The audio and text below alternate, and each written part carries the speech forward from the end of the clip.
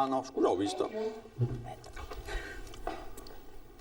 Di nuovo in diretta, sono qui con due nuovi ospiti, li saluto e li ringrazio. Rossella Cendron, sindaco di Silea, buongiorno, e Luca Durighetto, sindaco di Zero Branco. Quindi, con due sindaci ovviamente avremo di che parlare, e fra pochissimi istanti mi dicono che sia quasi pronto il collegamento con Venezia, con la nostra Ilaria Marchiori che si trova appunto con il sindaco Brugnaro, che appunto ci darà di fatto in tempo reale i nomi della nuova giunta, dei nuovi assessori. Qualche istante e ci colleghiamo per l'appunto con Venezia, anzi adesso la vedo che il collegamento è pronto.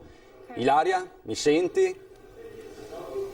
Ilaria, buongiorno. Sì, eccoci qui, buongiorno Cristian, buongiorno a tutti i telespettatori. Ci troviamo qui a Caffarsetti, dove il sindaco Luigi Brugnaro ha appena riconfermato, proprio questa mattina ha presentato la nuova giunta. Allora, innanzitutto benvenuto sindaco, molte riconferme e qualche new entry. Sì, come sempre, insomma, diciamo, squadra che vince non si cambia. Abbiamo fatto qualche aggiornamento in corsa, ma insomma, diciamo, il dato più importante è il vice sindaco Andrea Tomaello, che ha molte deleghe, tra cui il porto. Sono contento perché lo conosco da più di un anno, è un bravo ragazzo e credo che assieme faremo tante cose, insomma, utili per la città. Insomma, per cui siamo molto contenti, già che ci sono, cosa più importante, voglio ringraziare i cittadini per questa grandissima responsabilità che hanno messo sulle mie spalle, che io sento tutta, ma anche un ringraziamento per i 5 anni di lavoro. Ho lavorato veramente tanto per la città, per tutta la città, per tutte le città di Venezia. Il mio compenso, che non c'è dal punto di vista economico, è stato questo, nel segreto dell'urna. Veramente di questo vi dico grazie a tutti. Sindaco, lei ha parlato di Andrea Tomaello come vice sindaco e che tra le altre deleghe a quella che riguarda il porto. Lei sul porto ha fatto un lungo discorso, ha lanciato anche un forte messaggio.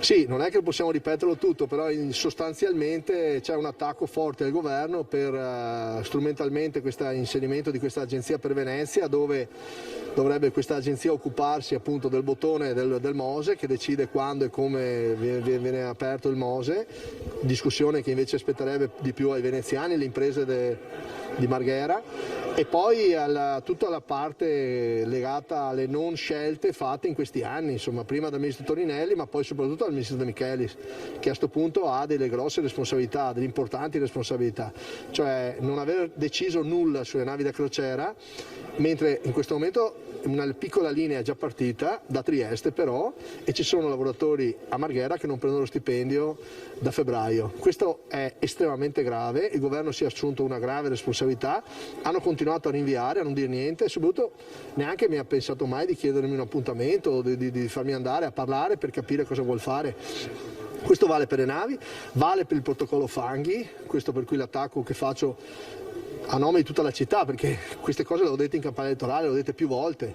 L'attacco lo faccio è evidente perché si è fatta una strumentalità del fatto che i rappresentanti della città metropolitana e della regione abbiano votato contro il bilancio del porto, ma non potevano loro, perché c'era un'azione all'interno che loro non condividevano. È nella loro legittimità, ma non c'è mai stato nessun patto, che so io, intrallazzo tra me e il presidente Zaia perché per avere qualcosa contro il presidente Musolino. Adesso Musolino dal ministro è stato nominato commissario già da 2 mesi, scavassi i canali, facesse il suo lavoro, nessun problema per noi.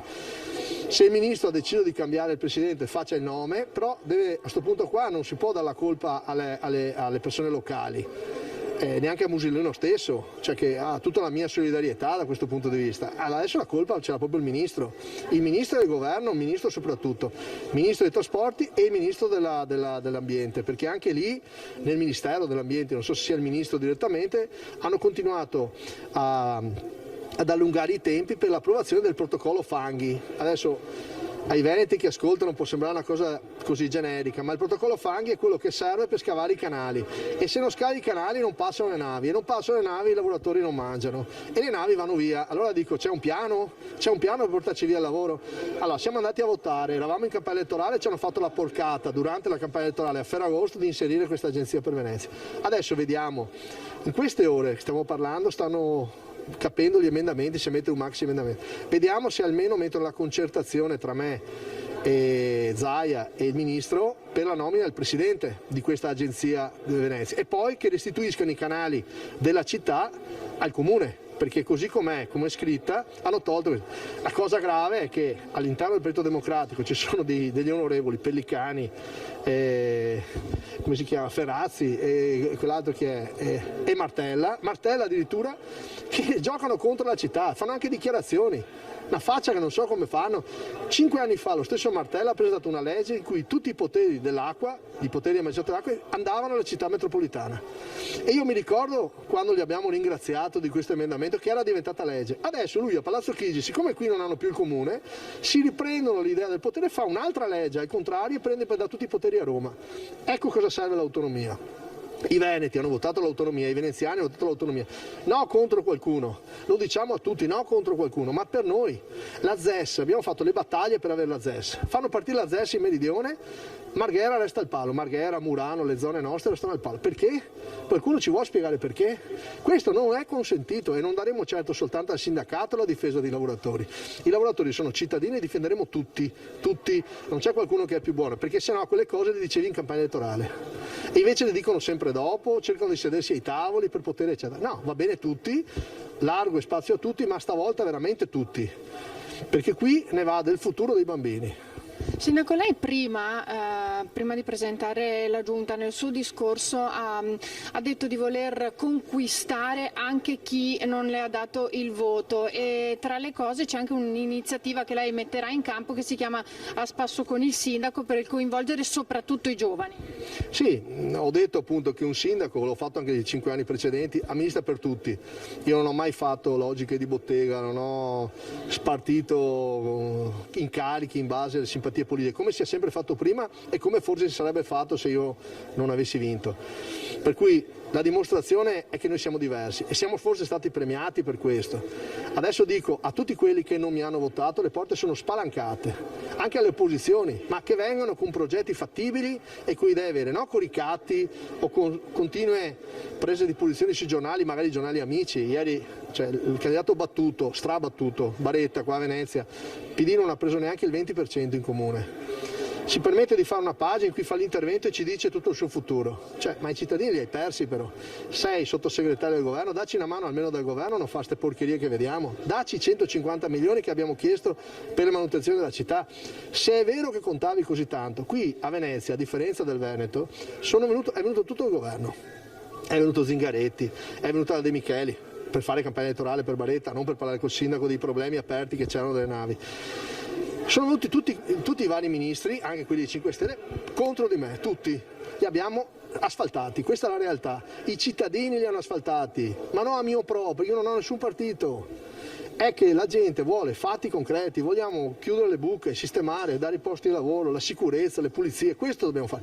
Per quello dico sono aperto a tutti quelli che non mi hanno votato, perché dico è l'interesse di tutti, amministreremo comunque l'interesse di tutti.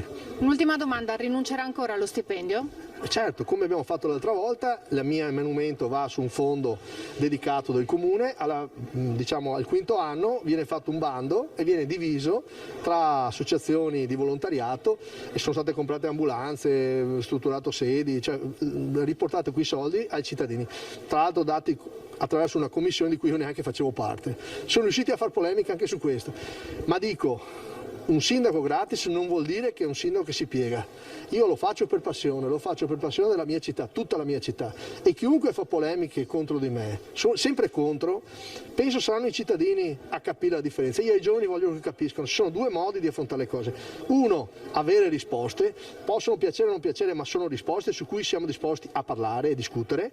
Altro sono le polemiche strumentalizzate. Su quello noi non entreremo, però pretendiamo il nostro orgoglio e la nostra dignità, lo pretendiamo. Perché ho sentito sto Martella che diceva perché i soldi sono del governo decidiamo noi, i soldi sono del governo, i soldi sono dei cittadini, che siano del comune, siano dello Stato, siano della regione, i soldi sono dei cittadini, i soldi sono nostri, decidiamo noi. Questi sono democratici finché non prendono le istituzioni, poi le istituzioni sono loro. Non funziona così. Cambiate il nome del Partito Democratico, è un'altra roba, fate una riforma, loro si preoccupano dei congressi, si preoccupassero dei problemi dei cittadini, no dei congressi, devono fare i congressi per capire perché hanno perso, ma perdono per questo, si sono staccati dalla realtà. Abbiamo Porto Marghera che grazie a loro non riesce ad andare avanti, questo è il punto della questione. Devono venire a trattare con noi, non possono da Roma lanciare il sasso, togliere la mano e poi farsi fare gli articoli su qualche stampa locale loro amica, perché quel direttore aveva fare una pagina intera con grande foto di Baretta, strabattuto, che ancora pontifica. Dico, caro direttore di questo giornale, perché non senti anche il sindaco che gli risponde a tono e continuiamo a fare la polemica? È finita la campagna elettorale, lui ha perso, parlano i perdenti adesso. Qui funziona così, col Partito Democratico funziona così, che più perdi più fai carriera. Non funziona così nella vita normale. Ecco, avete sentito, il sindaco Brugnaro è agguerrito, ha voglia di portare avanti ancora le sue battaglie in questi 5 anni, una grandissima voglia con una nuova squadra. Dunque, Christian, se non ci sono altre domande dallo studio, io ringrazio il sindaco Brugnaro e restituisco la linea. Assolutamente, Ilaria, grazie a te e al tuo ospite, buon lavoro quindi a Luigi Brugnaro. Vediamo insieme i nomi che sono emersi nel corso della conferenza stampa di presentazione al volo, appunto Brugnaro sindaco, Tomaello Andrea vice sindaco con le deleghe al porto, allo sport e all'Europa, poi c'è Laura Besio, politiche educative e personale, Renato Boraso a trasporti e mobilità, è una riconferma, Sebastiano Costalonga al commercio e alle attività produttive, Massimiliano De Martin urbanistica, ambiente ed edilizia, Paola Amar, anche questa è una riconferma al patrimonio, università e promozione del territorio, Simone Venturini, coesione sociale, turismo e sviluppo economico, Francesca Zaccariotto, un volto noto, già presidente della provincia di Venezia, lavori pubblici, edilizia scolastica verde, che è in quota Fratelli d'Italia, Michele Zuin, bilancio società partecipate, Forza Italia, Silvana Tosi alla sicurezza, Silvana Tosi che è della Lega.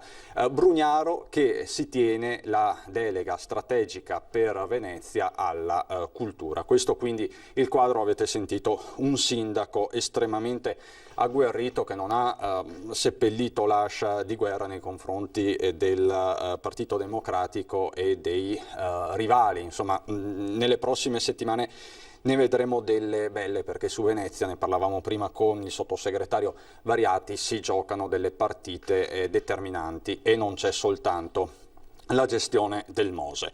Vengo ai miei ospiti che ringrazio ancora per essere qui e ringrazio anche per la pazienza. Prima il sindaco Brugnaro ha parlato di questa iniziativa Spasso con il sindaco. Diciamo che i sindaci dei comuni più piccoli sono abituati ad andare a spasso con i loro concittadini, o mi sbaglio, Cendron? Certo. È molto più facile per noi, piuttosto che stabilire un'iniziativa, incontrare i nostri cittadini nella vita quotidiana, non solo e ovviamente non in municipio, ma al bar a bere il caffè, per strada, al supermercato, dal benzinaio. Quindi prima appunto noi siamo cittadini, siamo, è vero, i primi cittadini, ma siamo prima di tutto cittadini che vivono la realtà del nostro paese e quindi abbiamo un confronto continuo con i nostri cittadini su quelli che sono i luoghi della vita quotidiana e sicuramente questo ci aiuta anche a avere ben chiara quella che è la percezione delle problematiche, il feedback sulle politiche che stiamo attuando, le cose si sanno direttamente, siamo al primo livello di sussidiarietà, come dire, quindi per questo è giusto ribadire il messaggio che i sindaci vanno ascoltati, perché sono davvero il livello di contatto col territorio e quindi anche nelle decisioni più apicali credo che il sindaco rimanga il principale strumento di ascolto del territorio e credo che anche in questi 9 mesi di di vissuto complesso dovuto anche alla pandemia, siamo stati il braccio operativo, ma anche appunto una fonte di informazione e di confronto con gli organi a noi sovraordinati, che ha anche pagato nella buona gestione della pandemia. Un anello istituzionale fondamentale di fatto, e appunto al di là di questa iniziativa spasso con il sindaco o di iniziative collaterali, voi avete tastato il polso della situazione, di questa crisi ormai infinita derivante dal Covid. Sia Silea che Zero Branco hanno messo in piedi anche delle iniziative a sostegno delle famiglie. L'ultima della serie riguarda Zero Branco e altri comuni della Marca. Ce la vuole illustrare brevemente il sindaco Dulichetto? Sì, grazie. Sì, mi ricollego velocemente a un passaggio che ha fatto prima il sindaco Brugnaro, che secondo me è centrale, quando diceva chiunque governi a qualsiasi livello, se perdi il contatto con la realtà, se perdi il contatto con i cittadini, noi stessi siamo cittadini prima che amministratori, se perde questo contatto di fatto gli esiti sono quasi sempre negativi, e non intendo gli esiti elettorali, ma intendo soprattutto l'esito delle azioni che vengono messe in campo. Come dicevi giustamente adesso, noi abbiamo deciso addirittura di allargare un po' le maglie, quindi di non ascoltare solo i nostri concittadini, ma anche con altri amministratori. Nel caso specifico noi abbiamo messo insieme 4 comuni, che sono Istrana, che è stato un po' il promotore di capofila, poi Morgano, Quinto di Treviso e Zero Branco, e abbiamo deciso di provare a dare una piccola risposta, un piccolo segno a tutte quelle attività artigianali e commerciali che avevano bisogno di liquidità. Quello che in questo momento manca per tante situazioni è proprio la liquidità che non è necessaria solo per pagare nell'ordinario lo stipendio del dipendente piuttosto che l'affitto o i fornitori, ma che può essere necessario come strumento di rilancio della propria attività e della propria azienda. E quindi abbiamo deciso di mettere assieme 4 realtà per far forza, per dare anche una risposta strutturata, perché uno dei temi sui quali ci siamo confrontati anche noi è questo: io ho 12.000 abitanti, ma i miei 12.000 abitanti non lavorano tutti a Zero Branco, lavorano anche nei comuni contermini. E moltissime delle nostre aziende hanno fornitori nei comuni contermini, oppure hanno contatti o clienti nelle varie realtà. Quindi abbiamo semplicemente fatto un ragionamento, per una volta mi viene da dire di squadra, e abbiamo detto: mettiamo assieme un po' di risorse per comune in base alle dimensioni del comune. Nel caso specifico Zero Branco, Istrana e Quinto ha messo 10.000 euro, Morgano, che ha un'altra realtà, ne ha messi 5.000, però abbiamo deciso anche per la prima volta che una parte delle risorse che sono state stanziate da ognuno dei comuni potesse essere usufruito anche dalle aziende degli altri comuni. Quindi di fatto, se non ci dovesse essere richiesta di garanzie, perché i soldi che noi mettiamo servono alla garanzia poi di un prestito che sarà a tasso praticamente zero per le aziende, e che attraverso un moltiplicatore, nel nostro caso da 35.000 euro, si arriverà fino a 420.000 euro di prestiti erogabili, ma nel caso in cui questi 10.000 euro di garanzia non fossero utilizzati da aziende del territorio di Zero Branco, una parte potrà essere utilizzata anche dalle aziende degli altri 3 comuni. Si tratta, mi passi il termine, di un sistema quasi mutualistico tra comuni. Sì, concordo, esatto. Ecco, queste agevolazioni che voi comunque mettete sul tavolo sono cumulabili con le altre agevolazioni che ci sono a livello governativo? Sì, noi non abbiamo deciso di istituire criteri di esclusione o di esclusività, proprio perché di fatto la realtà che stiamo passando è una realtà unica, mi viene da dire per fortuna da una parte, nel senso che vuol dire che prima situazioni così complesse non c'erano, perché lo ricordava anche ieri sera al convegno che è stato fatto nella chiesa di San Francesco con Carlo Petrini e con il vescovo Michele. Noi stiamo vivendo alcune crisi sovrapposte, della crisi sanitaria, quella legata alla pandemia, una crisi di tipo economica e una crisi di tipo climatico. Quindi ci troviamo di fronte a una situazione davvero complessa, e andare a istituire e a creare delle regole rigide per chi si trova a dover combattere ogni giorno, perché chi ha un'attività, chi sa che ogni mattina deve aprire la serranda del negozio o dell'azienda, e magari anche di dipendenti, quindi sa che sulle spalle anche altre famiglie, non solo la propria, si trova veramente in un momento di indecisione, se non proprio di difficoltà reale. E quindi andare a mettere dei paletti sarebbe stato, come dire, l'ennesimo aggravio, o meglio, ricollegandomi al discorso di Brugnaro, l'ennesima dimostrazione che la realtà amministrativa o politica non si rende conto di quello che i cittadini E avreste ottenuto l'effetto opposto. Esatto. Sindaco, anche Silea Certo. ha messo in campo una serie di iniziative a sostegno delle imprese e delle famiglie anche recentemente. Certo. Anche a Silea appunto abbiamo stanziato un potenziale di 200.000 euro tra i fondi che sono stati distribuiti appunto per i bisogni stretti delle famiglie, quindi parlo di fondo alimentare, fondo affitti, supporto diciamo anche per le utenze,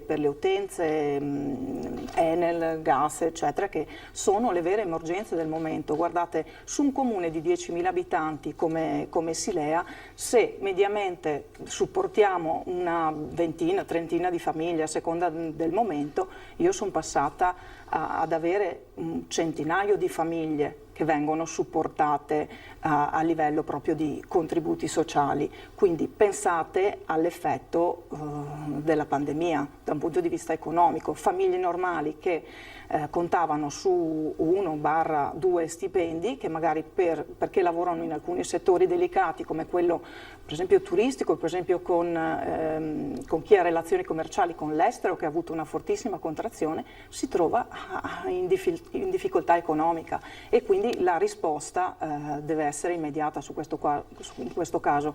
Quando si parla di abitazione, alimentazione e utenze non possiamo esimerci. Più l'altro versante in cui abbiamo lavorato è sicuramente quello del supporto agli operatori economici, in cui abbiamo stanziato nello specifico 90.000 euro. E anche noi, come il sindaco di Zero Branco, abbiamo pensato a un'iniziativa con Fidi, quindi un cosiddetto moltiplicatore delle opportunità, proprio perché anche Silea con un investimento di 30.000 euro può erogare prestiti sul territorio a tasso agevolato, lo 0,70, con preammortamento, quindi a condizioni molto favorevoli, fino a creare investimenti sul territorio di $500.000 di euro. Quindi la potenzialità di questo tipo di fondo è riconosciuta da noi comuni, che ci siamo tutti o in gran parte attivati su questo fronte. A fianco a questa iniziativa abbiamo pensato proprio come comune a un'iniziativa chiamata Silea a interessi zero, proprio per il microcredito, quindi per quei prestiti che ci aiutano nella liquidità, nel pagamento anticipato dei fornitori, nell'adeguamento per esempio dei locali, negli interventi di piccolo cabotaggio che vanno per esempio dai 5.000 ai 15.000 euro, in cui abbiamo fatto una manifestazione di interesse per le banche del territorio che hanno aderito in 2, e ci ha permesso di stringere una convenzione in cui ci siano dei prestiti erogati a tasso zero, diciamo, per l'utente che ne beneficia, perché l'interesse è supportato dal comune per i 5 anni della durata. Quindi anche questa è un'iniziativa che va a vedere magari di diverso calibro, per esempio dai 10 ai 35.000, oppure iniziative che sono state fatte a livello regionale e a livello di governo, ma proprio sulle esigenze concrete del piccolo artigiano, del commerciante che deve fare magari degli adeguamenti o è in crisi di liquidità, deve restituire solamente il capitale, inizia a pagare dopo 2 anni e ha tempo 5 anni per restituire la cifra. Sindaco Durighetto, la situazione invece delle famiglie a Zero Branco, quale Cendrone ha detto che a Silea sono passati da 20 famiglie circa assistite a un centinaio, immagino che tante siano italiane, Sindaco, Certo, quindi certo. parliamo di famiglie che si sono ritrovate senza magari una voce di reddito importante. A Zero Branco com'è la situazione anche a livello proprio statistico, Sì. se ci può dare un numero? Allora, rispetto anche noi abbiamo circa 4.400 famiglie, nuclei familiari a Zero Branco, e di questi anche noi di media avevamo da una ventina a una trentina di famiglie seguite, diciamo così, in maniera abbastanza continuativa da parte di servizi sociali o della Caritas, con la quale abbiamo una collaborazione diretta. Durante il periodo del Covid abbiamo superato le 100 famiglie, quindi siamo arrivati attorno alle 110, 120 anche noi. Poi per fortuna in alcuni casi si è trattato veramente di un aiuto spot, quindi una volta o 2 volte. Noi tra l'altro abbiamo utilizzato un sistema un po' diverso rispetto agli altri comuni per quanto riguarda le cosiddette tessere alimentari o buoni alimentari, perché noi abbiamo fatto in modo che lo stanziamento che il governo ci ha dato, apro e chiudo parentesi, lo stanziamento delle tessere dei cosiddetti buoni alimentari, che è stato erogato direttamente dal governo ai comuni, è stato forse l'esempio di quanta efficienza può esserci quando il governo delega per alcune attività direttamente chi è sul campo. Lo diceva prima Rossella, i comuni sono la prima frontiera, se così vogliamo, insomma la trincea delle istituzioni.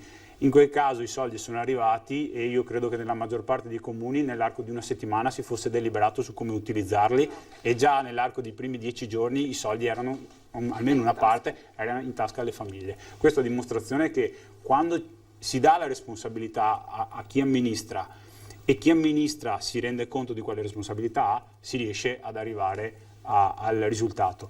Nel nostro caso, come dicevo prima, abbiamo optato per un'opzione un po' strana, per cui metà dei soldi che sono stati mandati dallo Stato abbiamo chiesto ai nostri utenti, visto che si trattava di un aiuto che arrivava, di spenderlo nei negozi di vicinato. Quindi noi abbiamo fatto in modo che metà fossero spendibili nei supermercati, l'altra metà invece fosse spendibile solo nei negozi di vicinato, di modo da aiutare sia le famiglie che i negozianti. Assolutamente. E Sindaco, le chiedo, lei ha avuto questa crisi a cui far fronte, soprattutto famiglie locali, immagino anche nel suo caso. Cosa le chiedevano in particolare? Qual è la richiesta maggiore? Allora, diciamo che nella maggior parte dei casi noi ci siamo accorti quasi subito che oltre alla richiesta delle cosiddette tessere alimentari, i problemi principali erano sempre quelli legati alla casa. C'era una preoccupazione legata al lavoro, ma nel momento del lockdown di fatto sembrava una situazione procrastinabile anche da parte delle famiglie. Le famiglie percepivano il fatto che non potendosi muovere era difficile, se non impossibile, riuscire a trovare un lavoro o comunque a dare continuità. Anche perché a seguito del lockdown invece abbiamo avuto il problema contrario, quindi aziende che sono entrate in crisi e che quindi non hanno più avuto la possibilità di garantire il 100% dell'occupazione che garantivano prima. Però di fatto il tema e la paura principale era quella legata alla casa, oltre che a riuscire a mettere insieme il pranzo con la cena. Però questa, ripeto, era percepita in maniera secondaria. La casa è diventato in quei giorni il tema principale, al quale successivamente si è aggiunto anche il tema dei bambini e dei figli, che sta diventando invece il problema dell'oggi.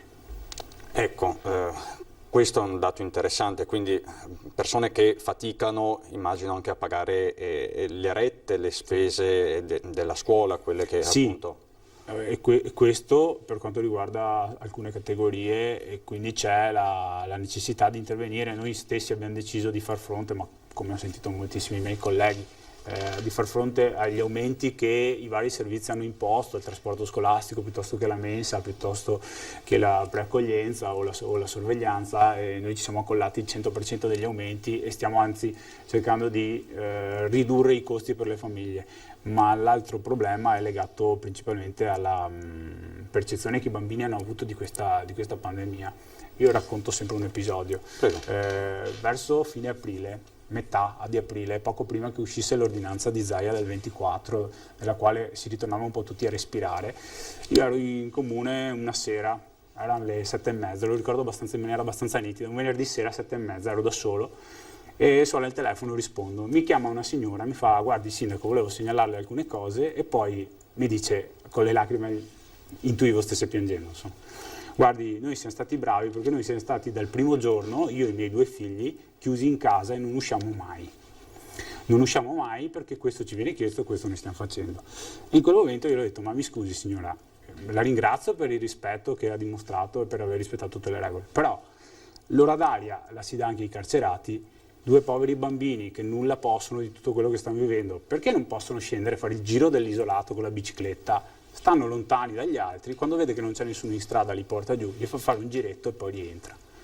E la signora mi fa, mi piacerebbe, ma se passano le forze dell'ordine. Vabbè, che fa signora, se passa le forze dell'ordine mi richiami, vengo io. Ma era nel momento in cui si stava già ragionando sui famosi 200 metri e tutto. Ma la cosa che a me ha più colpito era il fatto che i bambini stessi avessero paura di uscire.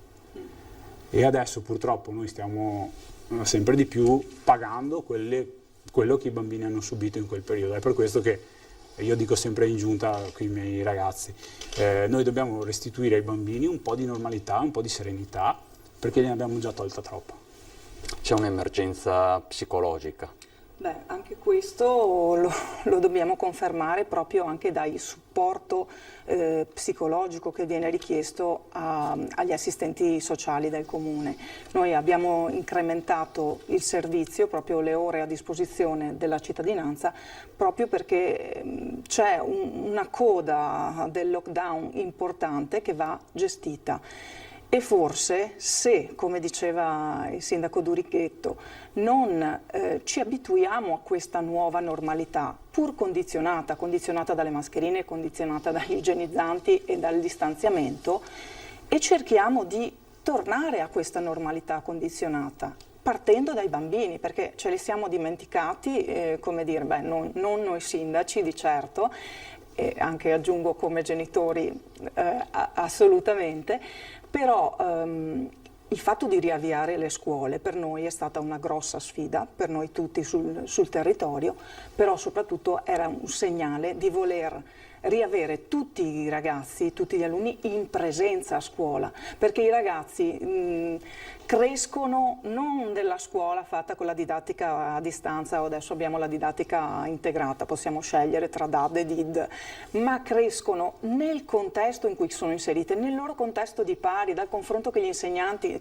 che non sono i genitori, che sono delle figure terze. Quindi bisognava assolutamente dare dei segnali chiari al territorio. Perché abbiamo insistito tanto nel riproporre i centri estivi quest'estate? Primo perché era un esperimento sulla riapertura della scuola, quindi dovevamo fare prove tecniche di riavvio della normalità, e l'esperimento, mi sento di dire, anche per quanto riguarda la nostra ULS di cui facciamo entrambi i porti, è riuscito bene. E poi abbiamo lavorato proprio per dare il più possibile in presenza questa frequenza ai nostri ragazzi, che garantisce una normalità, ma bisogna insistere anche, parlo per la mia idea, anche sulla ripresa delle attività sportive, chiaro, condizionandole, essendo pronti alle quarantene nel caso di un caso positivo, dei contatti col caso positivo, essendo pronti a correre a fare il tampone se c'è bisogno di farlo. Guardi, ho già personalmente testato il sistema, non personalmente ma per appunto i figli, appunto, perché tutto ha funzionato, insomma. Sì, guardi, ci dobbiamo abituare. Adesso funziona esattamente così. Se un bambino ha un raffreddore, ma adesso si è un po' ammorbidita la linea e 2 linee di febbre, scatta immediatamente la telefonata alla pediatra che valuta il caso. Se non è assegnabile a un'otite, quindi a una diciamo, patologia ben identificata, scatta il tampone. E quindi ci dobbiamo abituare alle gite in dogana a Treviso, alla verifica che poi in effetti era solo un raffreddamento, va tutto bene, e quindi possiamo tornare a scuola con il nostro tampone negativo. La gita domenicale in dogana. Non solo domenicale, anche infrasettimanale. No, adesso io chiaramente faccio dell'ironia, però veramente io vivo quotidianamente il territorio, vivo la scuola perché la mattina porto i miei figli a scuola, ed è questa, dopo un iniziale momento di oddio, ma che cosa bisogna fare? Perché il grosso tema è ma cosa devo fare?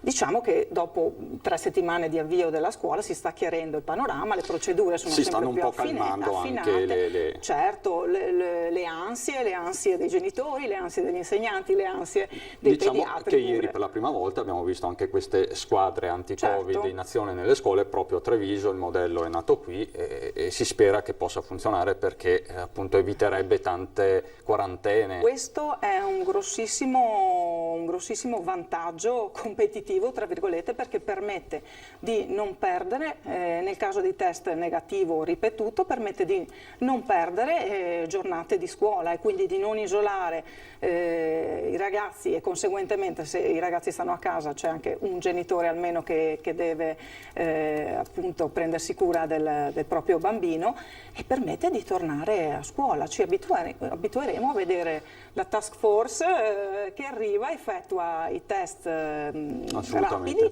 e risolve il problema. Allora, insomma, io sono in ritardo, in mega ritardo, per la pubblicità. Ci vediamo subito dopo, i nostri due ospiti restano con noi. A dopo.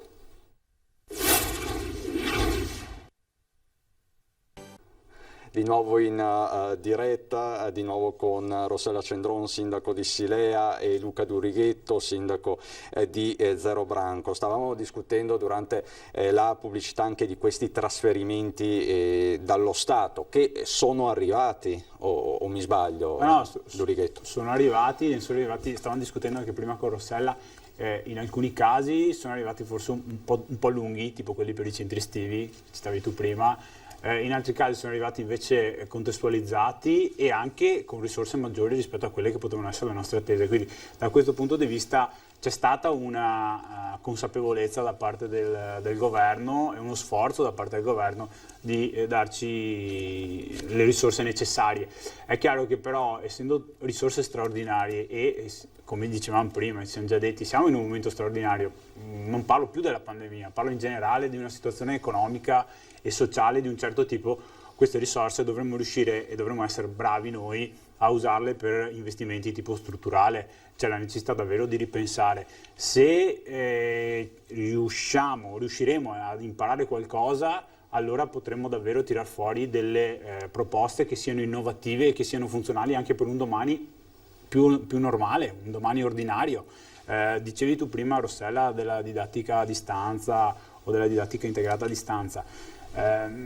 Credo, io lo vedo anch'io, ho due ragazzi che vanno alle superiori entrambi, ho visto la reazione delle scuole, che sono state davvero bravi, tutte le scuole sono state brave, perché partire in maniera inaspettata, sembrava che i primi di marzo dovessimo riaprire le scuole dopo poco, quindi nessuno si era neanche mai immaginato di arrivare a questa situazione. Ma le scuole si sono in qualche modo organizzate con quello che avevano. Bene, ma se adesso noi riuscissimo a far tesoro di quello che è successo, non, ripeto, perché dovremmo ritrovarci o potremmo ritrovarci in una situazione così complessa o così preoccupante, ma anche solamente per riuscire a sviluppare al meglio quelle che sono delle potenzialità che fino a ieri erano sconosciute o inesplorate, se riuscissimo da questo momento e con questi fondi a tirar fuori qualcosa di positivo anche per un domani, probabilmente allora avremmo investito bene questi soldi che ci arrivano, altrimenti ci ritroveremo l'anno prossimo dove di questi soldi verrà fatto un rendiconto e quindi a quel punto lì potremmo trovarci con trasferimenti inferiori rispetto alle attese, a dover poi rincorrere una situazione di crisi con minori risorse. Questa è una delle preoccupazioni. E questo sarebbe un bel problema. Mi pare di capire comunque, sindaco, che lei dica ci sono questi soldi, utilizziamoli per interventi strutturali e non per mero assistenzialismo, e questa è una tematica un po' più generale che poi riguarda reddito di cittadinanza e quant'altro. Lei, sindaco Cendron, come la vede? Ma assolutamente siamo anche noi della stessa partita, proprio perché anche per esempio i soldi del cosiddetto avanzo di bilancio, io ho tenuto rigida la barra in questo caso in modo da poter utilizzare i soldi che sono stati messi a disposizione anche come spesa corrente, traduco, anche per i contributi, per diciamo le spese, le emergenze, eccetera. Io ho voluto tenere i soldi del cosiddetto avanzo di bilancio proprio per le opere che erano state programmate, perché l'unica maniera che abbiamo di investire sul territorio, certo non l'unica ma una grossa fetta, è quella di continuare con il nostro programma di opere pubbliche, di investimenti sul territorio che creano quell'indotto che crea poi lavoro, economia a cascata. Quindi assolutamente chiaro che i fondi deputati, guardate, per dare anche una dimensione economica, a Silea appunto sono arrivati nel complessivo dal governo 480.000 euro, sia a ristoro appunto delle minori entrate Covid, ma anche contando insieme il fondo alimentare, anche perfino sono arrivati fondi sul sostegno all'editoria, oppure anche per le politiche familiari, per esempio per i centri estivi. Quindi il segnale della presenza del governo e dei trasferimenti c'è stata dal Comune. Ecco, questo va detto. I nostri bilanci comunali sono salvi per il 2020. Chiaro che partiamo da bilanci che sono sani. Come diceva il sindaco di Zero Branco, il problema si porrà piuttosto nel 2021, quando noi avremo per forza una contrazione delle entrate, proprio perché anche l'IRPEF che viene versata dai comuni dovuta alla contrazione economica sarà inferiore, e quindi dovremo reggere al gap di entrate IRPEF, e quindi la preoccupazione è già verso il 2021. Diciamo che la preoccupazione degli amministratori alla fine è anche un po' quella degli imprenditori. Si sta in qualche modo dopando il sistema, non potrebbe essere altrimenti per certi versi, però bisogna avere un'ottica più proiettata nel medio-lungo periodo. Veniamo all'attualità. Prima avevamo in diretta il sottosegretario all'interno Achille Variati, che ha confermato quanto sta dicendo anche in questi minuti al Senato il ministro Speranza. Si va verso l'obbligo delle mascherine all'aperto, non ci sarà però nessun coprifuoco per i negozi, per i bar, per i locali. Ecco, vi chiedo una vostra impressione, Durighetto. Serviranno queste mascherine all'aperto e cosa prevede la cittadinanza, come risponderà a Zero Branco? Allora, io premetto che non sono un medico, quindi non posso entrare nel merito delle scelte, non l'ho mai fatto e me ne guarderò sempre dal farlo. Devo dire che quando nei mesi passati via via le ordinanze o i vari decreti imponevano misure sempre più restrittive, devo dire che i miei concittadini, sono stati eccezionali. Sono stati eccezionali perché nel 99,9% dei casi fin da subito si sono adeguati e si sono sempre comportati in maniera corretta. Questo non è merito sicuramente del sindaco, è merito della sensibilità della comunità stessa. Adesso sinceramente non lo so, io ho avuto modo di organizzare varie manifestazioni, abbiamo fatto la Sagra del Peperone, abbiamo fatto la festa dello sport domenica scorsa in piazza Zero Branco, c'erano tantissimi bambini, tantissime famiglie. Noi abbiamo sempre chiesto a tutti il massimo senso di responsabilità e abbiamo visto che nel momento in cui ci sono manifestazioni organizzate, quindi ci sono tante persone all'esterno, anche all'esterno, in automatico le famiglie usano la mascherina, in automatico il singolo usa la mascherina. È diventata un po' una forma di protezione reciproca, mi proteggo da te ma ti proteggo da me. E quindi questa imposizione della mascherina all'esterno, per carità, ci saranno evidenti motivi, rimango sempre dell'idea, a me piace andare a correre. Io ero uno di quelli che durante il lockdown pestava i piedi perché non si poteva correre, anche perché se andavi a correre eri l'untore. Quando in realtà, insomma, una passeggiata, io ho un territorio molto ampio, molto verde, una passeggiata lungo gli argini del fiume o in una stradina di campi secondaria non sarebbe stato quello motivo di contagio o di nuovo cluster. Ritengo quindi che insomma quando ci sono aggregazioni di persone ci sta, ma io ho visto di recente anche nel mio territorio che le problematiche principali sono legate a feste private o a momenti comunque in cui le persone non conviventi si ritrovano e per la compagnia, per un bicchiere di vino in più, per la festa si abbassa un po' il livello di difesa, ed è in quel caso dove c'è il contagio, più che per manifestazioni all'aperto o più perché ci siamo incontrati per strada. Quindi le feste tra privati, anche qui il governo ha annunciato una stretta, vedremo in che termini. Certo diventa difficile anche monitorare tutto questo da un certo punto di vista. Però se posso, scusate se mi reinserisco, da qualche mese ormai è passato un concetto e i decreti, per fortuna, e le ordinanze su questo si sono subito allineate. Non può più esserci una responsabilità da parte del gestore o del controllore. È impensabile che in un comune, piuttosto che all'interno di determinate situazioni sia il gestore a controllare, deve esserci la responsabilità personale. È un passaggio forse culturale, se vogliamo, ma io devo essere responsabile non solo di me stesso ma anche degli altri, altrimenti il controllo è al 100%. Assolutamente.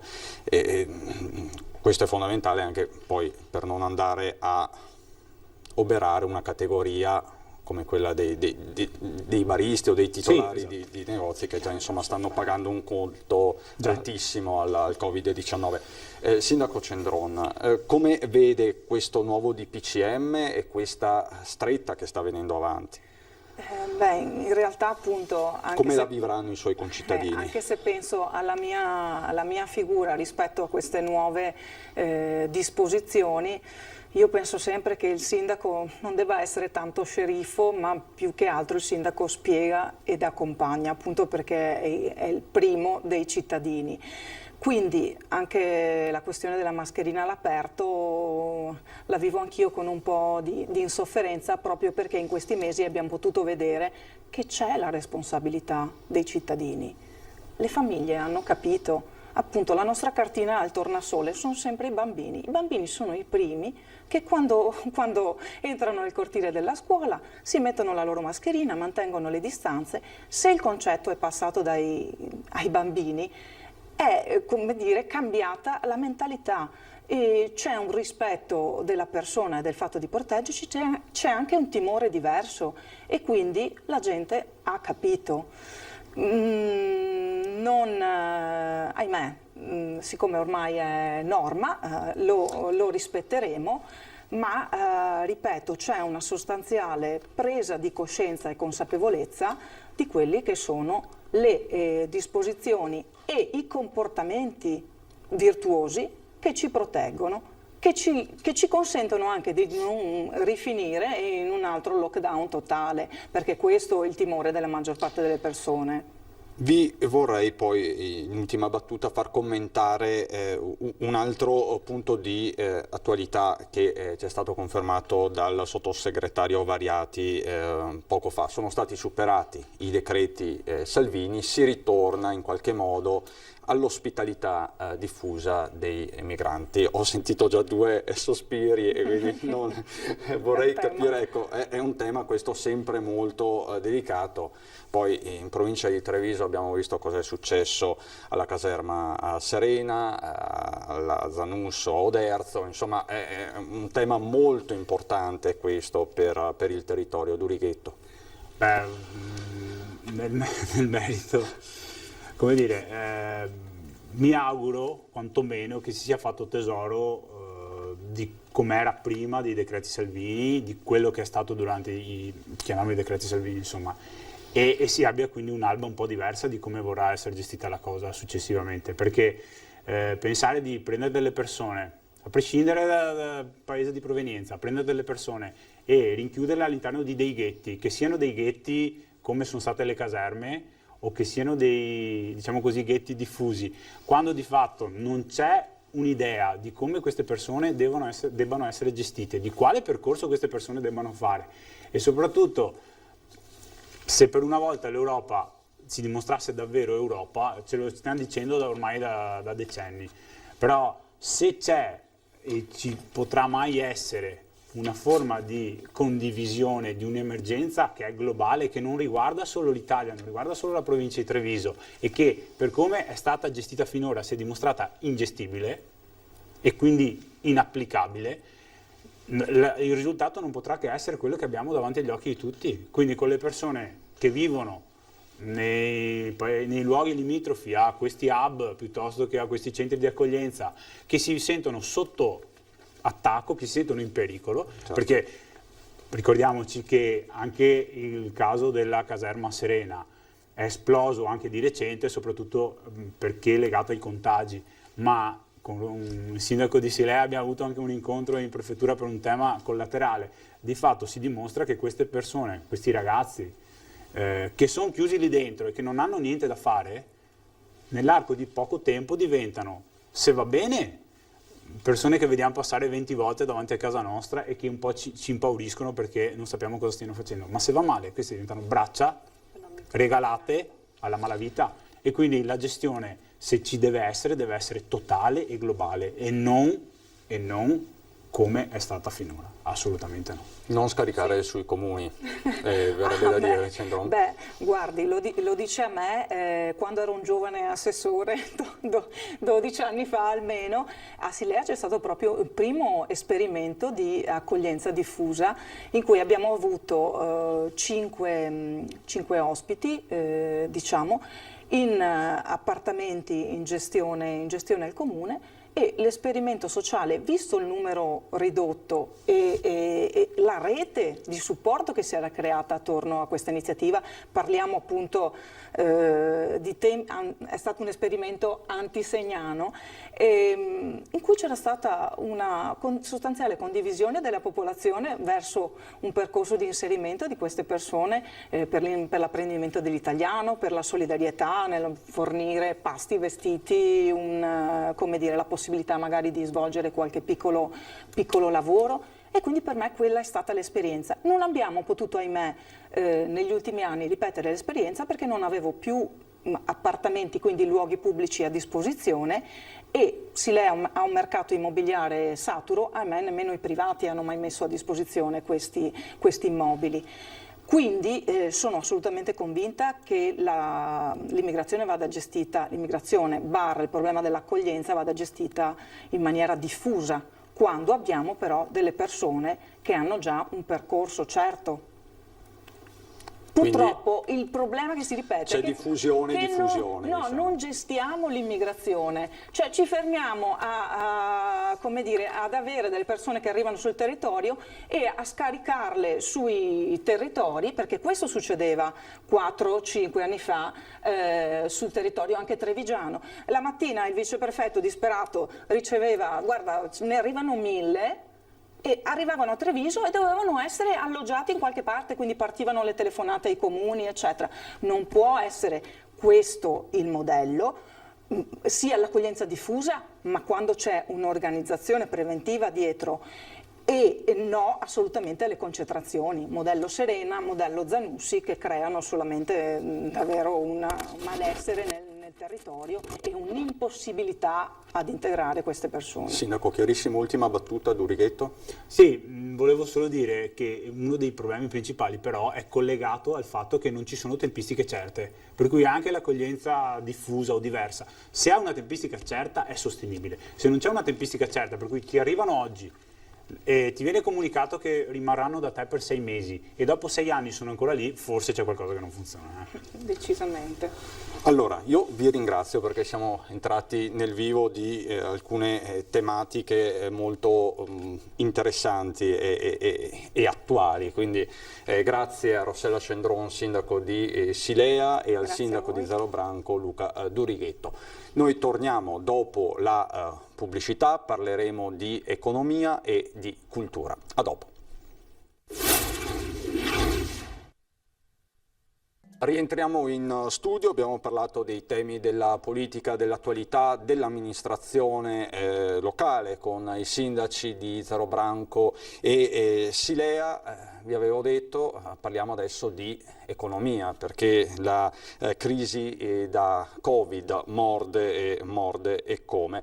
C'è un'intervista molto significativa che adesso vi proponiamo a Luciano Colombini. Luciano Colombini è amministratore delegato di Banca Ifis, uno dei partner dell'operazione che farà nascere il nuovo tennis club Panatta Treviso, di cui vi abbiamo parlato a lungo ieri sera, e sarà anche uno dei main sponsor dei mondiali di sci Cortina del 2021. Abbiamo chiesto a Colombini cosa significa essere banca del territorio in un periodo difficile come quello che stiamo vivendo e quali sono poi le scommesse sul futuro. Sentiamolo.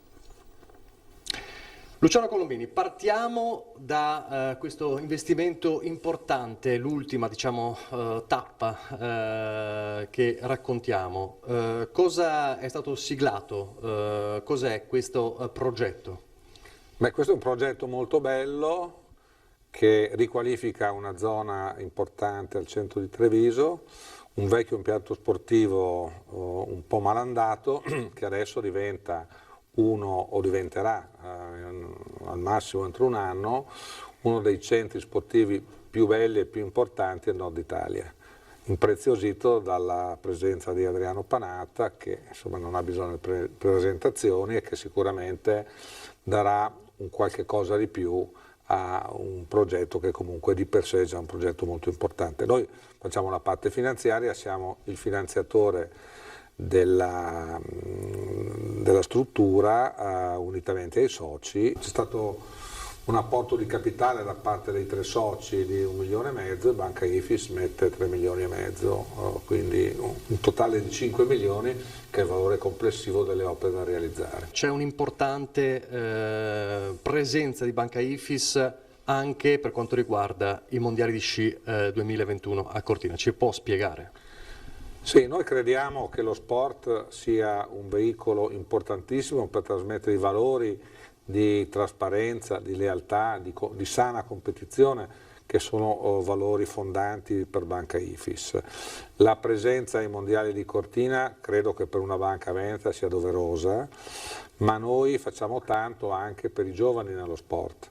È un'attività magari meno visibile, però altrettanto se non più importante, perché educare i giovani a questi valori credo che sia un dovere per tutti. Quale sarà il rapporto con i mondiali 2021? Ma noi siamo uno degli sponsor, credo fra gli sponsor importanti, avremo una presenza pubblicitaria e daremo spazio anche ai nostri clienti per partecipare ad eventi e vedere un po' il dietro le quinte di questo grande evento. Che significa diventare una banca del territorio? Ma allora, noi diventiamo anche una banca del territorio, nel senso che i nostri business fondanti, cioè gli NPL e il factoring, che è anche comunque una componente di sostegno all'impresa di questo territorio, restano i 2 pilastri su cui si fonda l'attività di Banca Ifis. A questo stiamo affiancando un'attività a sostegno delle imprese nell'intanto nel Triveneto, che poi contiamo di allargare anche a livello nazionale, che vuole essere in qualche modo un'attività che va soprattutto nel senso della consulenza. Quindi il finanziamento naturalmente ci deve essere, però le nostre aziende, soprattutto quelle medio-piccole, credo siano carenti di una consulenza di alto livello. Normalmente le grandi banche d'affari, sia nazionali che estere, si rivolgono ad imprese di grandi dimensioni. Ecco, noi vorremmo portare una consulenza di qualità per le operazioni straordinarie che sono necessarie a questo territorio anche all'impresa medio-piccola. Come avete vissuto questo periodo, è tuttora presente, ma di più difficile probabilmente nei mesi scorsi, chissà, speriamo che non diventi altrettanto difficile nei prossimi mesi, del coronavirus? Beh, l'abbiamo vissuto cercando di mantenere un approccio realistico, quindi siamo stati e siamo consapevoli dei problemi che hanno investito i nostri clienti, sia le imprese che le altre strutture. Non abbiamo mai avuto una visione catastrofica del futuro e abbiamo cercato di navigare a vista giorno per giorno, mantenendo il rapporto con i clienti, mantenendo vivo il business. Abbiamo fatto anche delle operazioni di carattere straordinario, per esempio l'acquisizione della banca dei farmacisti che si chiama Farbanca proprio in pieno lockdown, e quindi cercando di continuare ad essere presenti. I nostri colleghi sono stati quasi tutti smart working per tutto questo periodo, lo sono ancora. Noi abbiamo ancora oggi circa il 90% dei dipendenti smart working, ma non per questo abbiamo perso i contatti col mercato e con i clienti che abbiamo continuato a sostenere anche da remoto. Ecco, torniamo allora alle aziende da sostenere, c'è un bisogno cruciale in questo periodo. È un bisogno cruciale, noi credo che abbiamo fatto la nostra parte, abbiamo accolto oltre il 90% delle richieste di moratoria che ci sono giunte, sia quelle di legge che quelle volontarie. Non abbiamo fatto mancare il credito, abbiamo dilazionato pagamenti di rate, abbiamo portato in avanti le scadenze Certamente questo tema delle moratorie è un tema che copre in qualche modo potenziali contenziosi e potenziali sofferenze. La quantità di questo potenziale danno ancora è difficile da intravedere. Noi stimiamo che fra il 5 e il 10% delle aziende che hanno richiesto le moratorie possono avere degli effettivi problemi.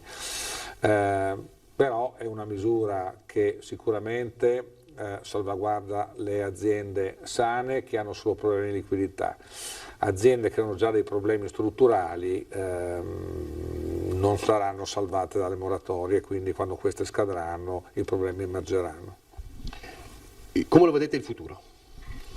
Il futuro lo vediamo, speriamo, in una lenta ma costante ripresa. La cosa, se vogliamo dire così, e mi rendo conto di usare un termine improprio, la cosa positiva di questa crisi è che è una crisi che comunque avrà un termine, perché con la scoperta e l'utilizzo dei vaccini e dei medicinali specifici a un certo momento questa cosa finirà. Ecco, questa è in un periodo contrassegnato dalla più grande delle incertezze l'unica certezza, quindi si tratta di tenere duro, di sostenere chi se lo merita in questo periodo e poi di riprendere, e speriamo che la ripresa possa avvenire il prima possibile. In un territorio come questo, segnato dalle esperienze insomma scioccanti delle ex popolari, delle ex banche popolari, come si costruisce o ricostruisce la fiducia con i clienti? Coi fatti. Attraverso dei comportamenti coerenti, non ondivaghi, costanti nel tempo, anche a quelli a cui prestiamo il denaro. Sembra quasi una contraddizione, ma dobbiamo essere noi a infondere fiducia, perché anche una banca che presta il denaro, poi fa delle misure restrittive e poi riparte e poi rientra, è una banca che non dà sicurezza e non dà tranquillità alle imprese. Ecco, noi vorremmo avere un approccio corretto e costante nel tempo, in modo tale che l'imprenditore che apre rapporti fiduciari con noi possa essere tranquillo che a fronte di comportamenti da parte sua corretti e coerenti, la banca continuerà a sostenerlo e non sarà un soggetto che va e viene come magari qualche altro player di mercato sta dimostrando di essere. La grande sfida per noi, come per molti altri operatori del settore, è una sempre maggior tecnologia all'interno dei nostri processi e procedure. Ecco, noi abbiamo a piano investimenti importanti nei prossimi anni, nell'ordine di una trentina di milioni l'anno in nuove tecnologie. È fondamentale per essere più efficienti noi, per dare un miglior servizio ai clienti, quindi su questo si giocherà buona parte del nostro successo negli anni futuri. Queste le parole dunque di Luciano Colombini, amministratore e delegato di Banca Ifis, che si è concentrato molto sull'attuale periodo di crisi. Ne usciremo, dice, ma servono i giusti strumenti. Continuiamo a parlare di economia con il nostro nuovo ospite che vedo collegato, Nicola Palumbo, consulente aziendale. Buongiorno Palumbo. I temi sono tantissimi. Questa mattina abbiamo parlato molto del nuovo DPCM che vedrà la luce nelle prossime ore, tra stasera e domani al massimo, ma il Ministro della Salute lo ha già illustrato di fatto alla Camera. Si va verso la mascherina obbligatoria, ma non ci saranno coprifuoco, non ci sarà il coprifuoco per i negozi, per le attività commerciali, per i locali pubblici. Lei che è un consulente aziendale che appunto lavora con tanti imprenditori anche del settore, immagino che valuti positivamente il fatto che non ci sia nessun coprifuoco, o sbaglio Palumbo? Senza dubbio è un sospiro di sollievo per tanti, e devo dire anche che dalle indiscrezioni dei giorni scorsi si poteva capire che non sarebbe stato fatto ora. Solo che siamo in un periodo in cui basta una notizia comunicata male, veicolata male, per far scattare l'ansia, il panico, la preoccupazione. Siamo tutti ancora scottati da quello che è successo a marzo, aprile e maggio. Tutti hanno paura di questo inverno che incombe, di questa minaccia di Covid che può tornare e di restrizioni che ci potrebbero essere laddove l'epidemia non fosse tenuta sotto controllo. Comunque, se per 30 giorni si resta come si è, quindi con aperture fino all'1 e non fino alle 23, è un bene per tanti. Ci sono attività che dalle 23 all'1 della notte fanno il 50-60% dell'incasso e che quindi sarebbero state gravemente colpite. E tra l'altro, Palumbo, proprio in queste ore a Padova si sta facendo una grande campagna di sensibilizzazione sulle mascherine all'aperto. A Padova, per esempio, il sindaco già nei giorni scorsi aveva in qualche modo preceduto la decisione del governo che sarà appunto ufficializzata nelle prossime ore. E lei diceva alle aziende fa male soprattutto l'incertezza, questo è il discorso. Decisamente. Penso per esempio alle aziende del turismo che lavorano sulla certezza. Senza dubbio, guardi, il turismo è uno dei settori più colpiti, come si può facilmente capire, soprattutto io parlo di quegli intermediari, degli agenti, delle agenzie. Sono soggetti di cui si parla sempre poco e che fanno un lavoro in realtà molto importante. Ecco, loro che pianificano viaggi verso l'estero sono chiaramente in grande crisi. E l'incertezza, il fatto che si parli di nuove chiusure, il fatto che non si comprenda bene dove si voglia andare, dove si potrà andare, non è per forza colpa di chi ci amministra, ma il Covid è arrivato sulle nostre vite, non fa altro che inibire quei pochi turisti, quei pochi viaggiatori che magari avevano ancora voglia di andare in giro. È chiaro che in questa fase non è il tempo in cui si può programmare, ma avere una maggior consapevolezza, una maggior serenità delle cose aiuterebbe.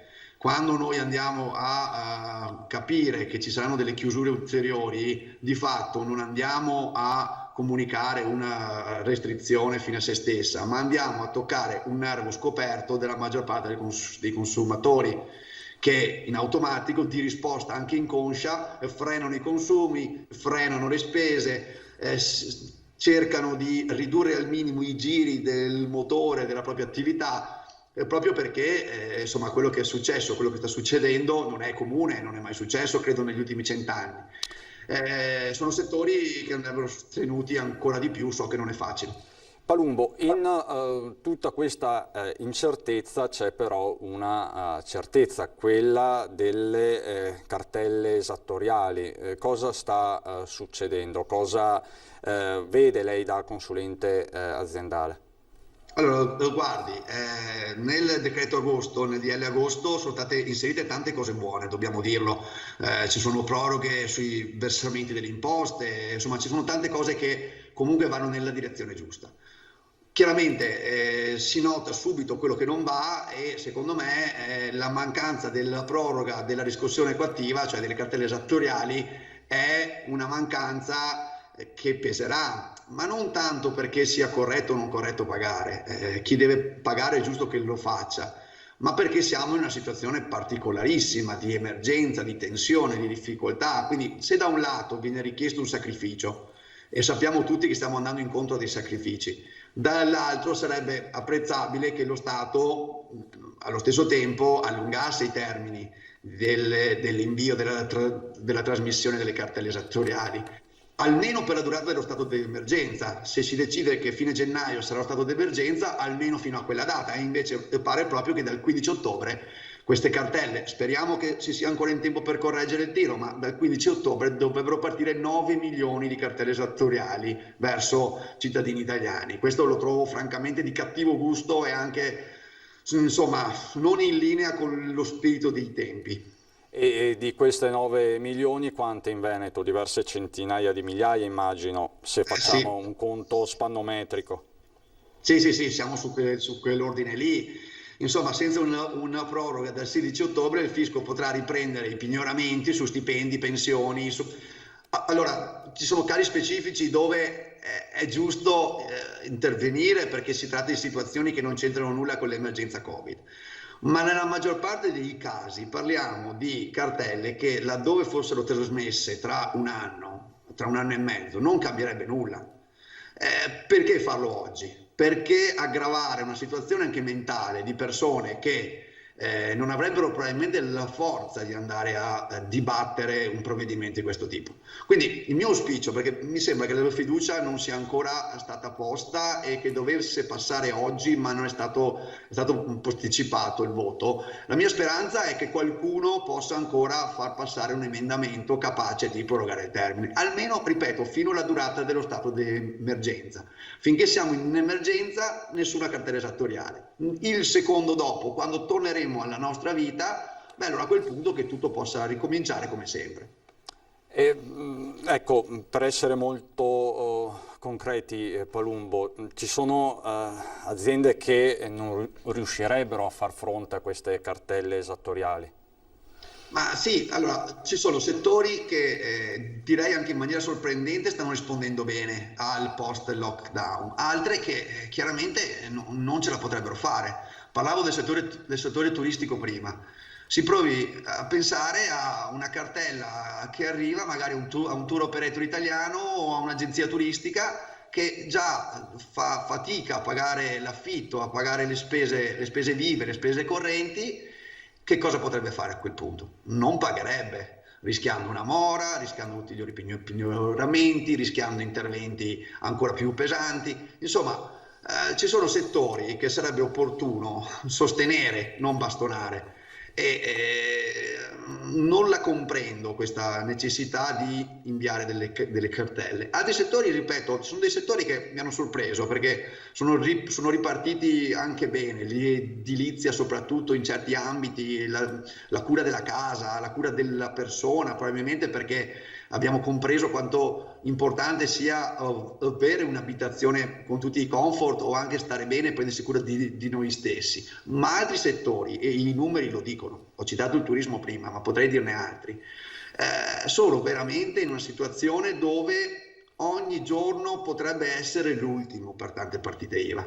Quindi cerchiamo, insomma è un appello per quanto posso contare io, ma cerchiamo di andare incontro a queste persone, perché per anni hanno tirato la carretta, hanno versato i contributi. Se c'è stato qualcosa, sappiamo bene che gli accertamenti poi non sono come dire, portatori di verità assolute. Si può ricorrere, a volte ci sono accertamenti che non sono fondati, ma che sono frutto di fraintendimenti, di situazioni chiaribili, e quindi perché dobbiamo portare tensione al mercato del lavoro dell'impresa?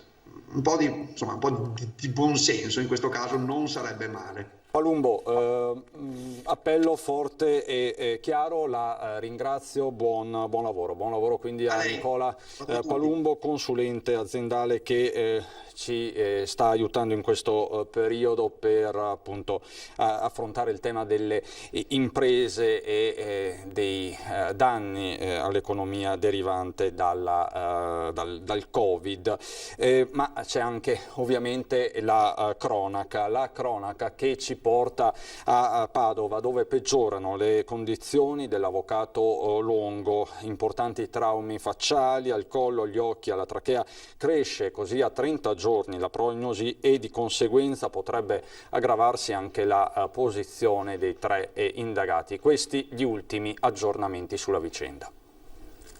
Fratture multiple alle ossa del capo e alle ossa nasali bilaterali, frattura scomposta del pilastro anteriore mascellare e una lesione del pavimento orbitario sinistro con efisema del volto e pneumo orbita sinistra. Sono più critiche di quello che sembravano le condizioni dell'avvocato Piero Longo, che ha ancora il volto tumefatto dopo l'aggressione avvenuta quasi una settimana fa.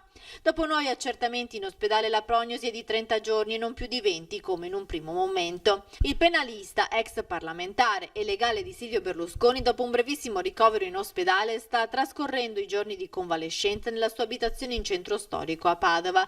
I medici hanno riscontrato anche dei traumi al collo e alla trachea, fa sapere il collega collega di studio, il senatore Nicolò Ghedini. Visti i nuovi sviluppi delle sue condizioni, potrebbero aggravarsi le posizioni dei 3 indagati per la sua aggressione.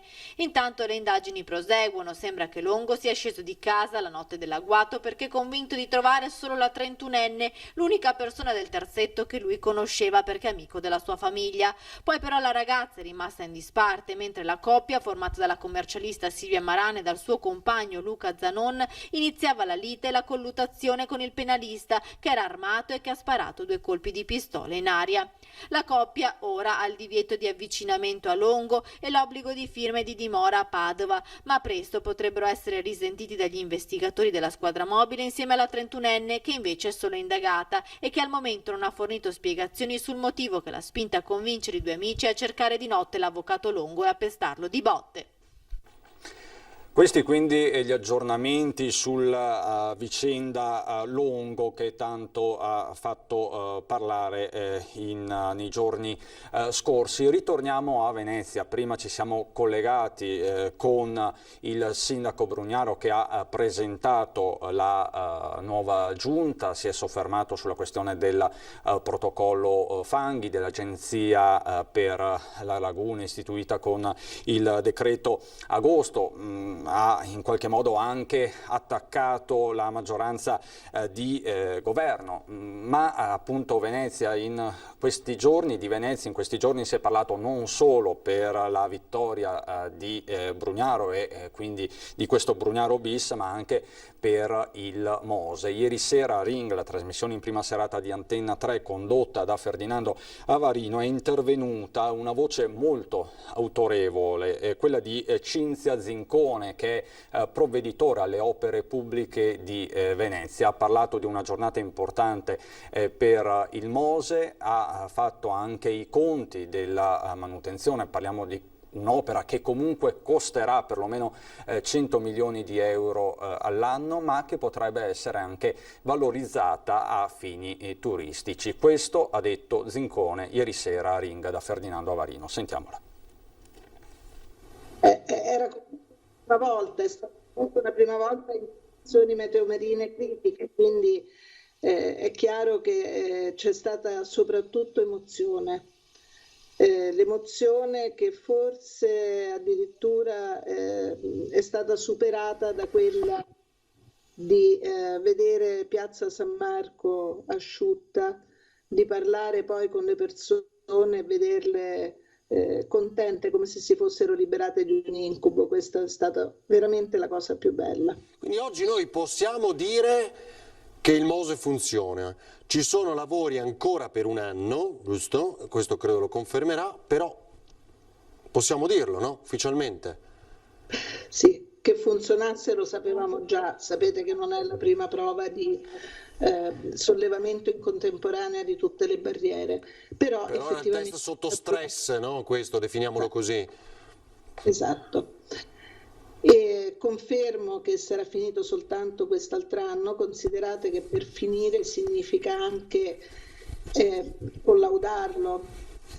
Per il momento sono ancora da finire alcuni impianti, non ci sono ancora tutti i compressori e quindi diciamo mancano un po' le ridondanze, cioè quei sistemi che comunque possono entrare in funzione nel momento in cui qualche cosa non dovesse funzionare. E quindi diciamo sì, sarà quest'altro anno, però appunto abbiamo dimostrato che in caso di marea eccezionale possiamo utilizzarlo, e questa credo che sia una cosa bella per tutti. Ritornando ai costi di manutenzione, ci abbiamo ragionato molto e normalmente la prima cosa che si fa nella valutazione dei costi è ricavare, cioè la manutenzione viene calcolata prima di tutto come percentuale sul costo dell'opera e poi su questa si fanno dei ragionamenti.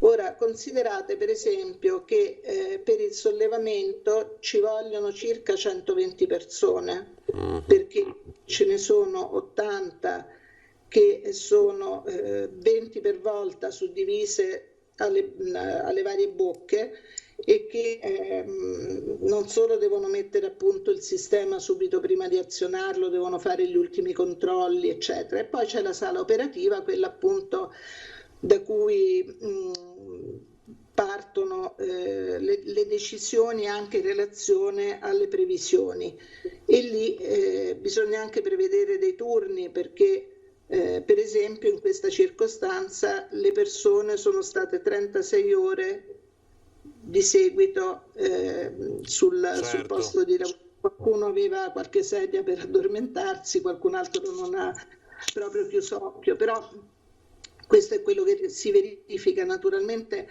si potrà forse con il tempo ragionare e cercare di trovare delle soluzioni forse anche tecnologicamente più avanzate man mano che andiamo avanti, però al momento solo tra corrente elettrica e personale, insomma, voi capite che già la gestione costa. Per quanto riguarda la manutenzione... Quanto costa un sollevamento, dottoressa? Cioè ogni volta Allora, guardi, non ne voglio dare dei numeri a caso, perché lo saprò tra qualche giorno quando mi arriverà il conto di questo sollevamento.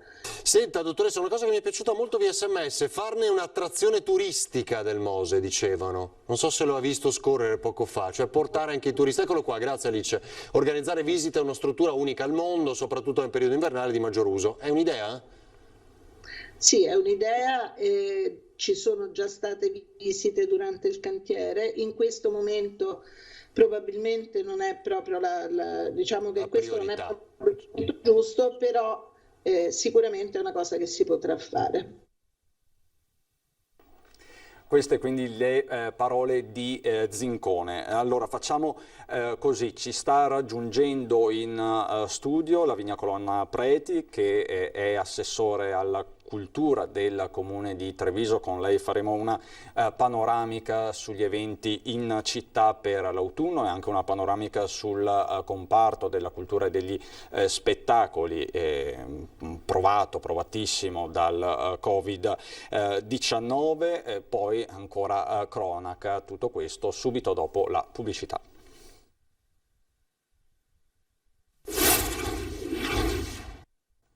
Di nuovo in studio per l'ultima parte della nostra diretta, ma è un'ultima parte ricca di spunti e di riflessioni, perché siamo con Lavinia Colonna Preti, che è assessore alla cultura del comune di Treviso. Buongiorno assessore. Buongiorno a tutti i telespettatori. Allora, il Covid-19, il coronavirus, non ferma la stagione della cultura a Treviso. Già ce ne siamo accorti nei mesi scorsi, c'è stato il Festival della Magia che ha avuto un'eco internazionale, con spettacoli che sono stati portati in tutte le piazze della città, ci sono delle mostre, insomma c'è stata una certa vivacità, nonostante tutto, verrebbe da dire. Ecco, l'ultimo festival, partirei proprio da questo che lei ha presentato nelle scorse ore, è l'arte di star bene. Di che cosa si tratta? Cominciamo da qui. Sì, allora è un'iniziativa nuova ovviamente, ma già quest'estate appunto il Museo Santa Caterina ha ospitato questa rassegna che lega in un certo senso l'arte terapia, o comunque lo stare bene, tecniche per lo stare bene, con la cultura. Quest'estate ha avuto tantissimo successo, tra l'altro anche con iniziative come per esempio per lo yoga al museo, che ha fatto sold out. Quindi in virtù del fatto che è molto piaciuto, infatti ai cittadini è piaciuto molto, ovviamente sono tutte iniziative gratuite, ma è piaciuto molto poter visitare i musei come luogo di ristoro anche per la mente in un momento in cui è difficile per tutti. Quindi la nuova rassegna invernale tornano i cineforum, perché come vi ricorderete abbiamo restituito con dei nuovi arredi la sala Coletti del Museo Santa Caterina, che può ospitare cineforum. Quindi ci saranno 3 documentari, tra cui uno dedicato a Renato Casaro, e poi mi aggancerò anche alla prossima grande mostra, tutti introdotti da curatori e comunque poi esperti dell'argomento ovviamente. E poi c'è una novità, ovviamente non potevamo continuare con lo yoga, quindi ci sarà il tè al museo, e ci sarà un tè introdotto dalla manager dei musei Paola Bonifacio, che è anche una storica dell'arte, e ci sarà un autore di libri che commenterà insieme ai partecipanti, appunto con tè e pasticcini, e poi l'argomento. La prima serata sarà un autore, per esempio, che a me piace molto, che è Alessandro Marzomagno, di cui sono amica e che stimo molto, su un argomento bellissimo, perché è la nascita della stampa. Insomma, come sapete, Venezia e il Veneto diventa protagonista proprio con la nascita della stampa, che poi ha rivoluzionato il sistema della comunicazione. Sarà sarà un appuntamento dedicato a Manuzio, e noi ricordiamo che nella nostra biblioteca abbiamo poi dei tesori inestimabili legati a questa forma d'arte. E poi torna invece la medicina narrativa, e con orgoglio il nostro polo museale è l'unico in Italia dove viene applicata questa disciplina, che ricordo è nata alla Columbia University. È un dialogo con un terapeuta, diciamo, una guida d'eccellenza, ed è un dialogo tra la nostra interiorità e i quadri. Quindi attraverso il guardare con delle tecniche i quadri si scoprono poi delle cose di noi. Quindi 3 percorsi diversi, ma tutti legati allo stare bene grazie attraverso la cultura. Medicina si chiama? Medicina narrativa. Narrativa. Quindi, narrativa, di fatto... perché è una visita guidata, sì, quindi assolutamente accessibile a tutti. Vengono scelti dei quadri, quindi o vengono scelti proprio dai visitatori, e attraverso l'osservazione di questi quadri avviene un viaggio attraverso la nostra interiorità. Quindi ogni visita poi ci lascia qualcosa, quindi è un'interazione tra il nostro io e l'arte dell'autore che è riversato nel quadro. Una tecnica molto affascinante, divertente, ma allo stesso tempo che ci fa pensare. Quindi... Mi pare di capire comunque, guardando alle varie locandine degli eventi che avete organizzato come amministrazione comunale con tutti gli altri soggetti, che il leitmotiv quest'anno è quello della salute, del benessere psicofisico. Sì, esattamente. Noi quest'estate avevamo detto un'estate di felicità, quindi credo che l'attenzione da parte dell'amministrazione alla sicurezza, che è un tema importante, ma anche al benessere dei nostri cittadini, sia una cosa molto importante, che è stata molto apprezzata. Quindi attraverso varie iniziative, non solo della cultura, ma anche insomma, del sociale, insomma, della sicurezza. Voi avete avuto ospiti anche miei colleghi nelle giornate scorse. Credo che sia molto bella questa attenzione, e anche credo dare un momento di sollievo attraverso la cultura sia molto importante come messaggio. Quindi forse in un momento dove magari si ha un pelino meno voglia di divertirsi e si ha bisogno di un po' più di sollievo psicologico, e la cultura è una delle forme di potere che ha, ma non è l'unico, perché poi insomma, come magari poi vedremo, e guardavo i vostri servizi, la cultura a volte serve anche a livello sociale, no? Come prevenzione o contro dei fenomeni. Dopo ne parleremo. Ma Assessore, qual è? Ci stiamo concentrando sui fruitori dell'arte e della cultura, guardiamo l'altro lato, quello degli operatori della cultura e dello spettacolo, che sono stati provati da questa crisi derivante dal Covid. Qual è il loro stato di salute in questa fase? Questo purtroppo, alla luce anche forse insomma, delle nuove misure d'emergenza ovviamente che verranno poi decise dal governo, è un momento assolutamente non facile. Ci sono settori, soprattutto quello dello spettacolo dal vivo, che sono ancora bloccati, e infatti anche noi come comune, non dico che ci siamo sostituiti come impresari, ma quasi, quindi stiamo cercando di, ovviamente in tutta sicurezza, magari attraverso micro eventi, perché ovviamente non possiamo pensare ai grandi eventi, di ingaggiare, quindi di far lavorare le maestranze, ma anche più artisti possibili. Infatti poi mi aggancio uno degli altri temi: debutteranno questo Natale i 95 artisti che hanno vinto il concorso di idee con quell'iniziativa Treviso dota i suoi artisti, e quindi non solo lavoreranno, ma ci saranno serate dedicate di animazione che animeranno tutto il periodo natalizio, proprio insomma, per riuscire il più possibile a coinvolgere i nostri artisti locali e fare la nostra piccola parte come amministrazione per far vedere che questo settore, nonostante le misure, può andare avanti. Avete messo a disposizione anche delle risorse? Sì, per questo loro. bando in particolare è 100.000 euro e diciamo non ci siamo fermati, quindi l'investimento in cultura con un risvolto sociale l'abbiamo potenziato. E infatti quest'estate per esempio è nata anche una stagione teatrale, quindi un palcoscenico in più. Adesso debutterà settimana prossima, annunciamo la prossima stagione teatrale che poi debutterà con la Tosca il 26 ottobre e abbiamo confermato tutti i nostri festival, quindi diciamo che il messaggio positivo è che si può insomma, fare spettacolo magari puntando ai microeventi e riuscire anche a far lavorare un settore che ovviamente è gravemente in disagio, quindi ovviamente auspico poi che il governo possa prendere le misure necessarie per far sì che il settore non sia troppo gravato, però credo che ognuno debba fare la sua parte per far lavorare gli artisti e anche per avere idee creative. Adesso per esempio vanno di moda i microeventi, ma quelli assolutamente li possiamo fare. Oppure riagganciandomi al nostro Natale, è chiaro che non potremo avere un evento di piazza come l'Accensione, che ormai era diventato un evento molto sentito a Treviso, ma faremo un'accensione diffusa. E quindi insomma credo che la creatività tipica di noi veneti ma anche di noi italiani possa comunque aiutare a dare respiro a un comparto che sta soffrendo molto. Accensione diffusa, cosa ci può svelare qualcosa? Svelo qualcosa, quindi non ci sarà, chiaramente ci sarà l'albero di Natale che ormai insomma firmato e addobbato Coin, insomma si può dire il nostro partner nella piazza grazie al gemellaggio con Brunico, quello arriverà.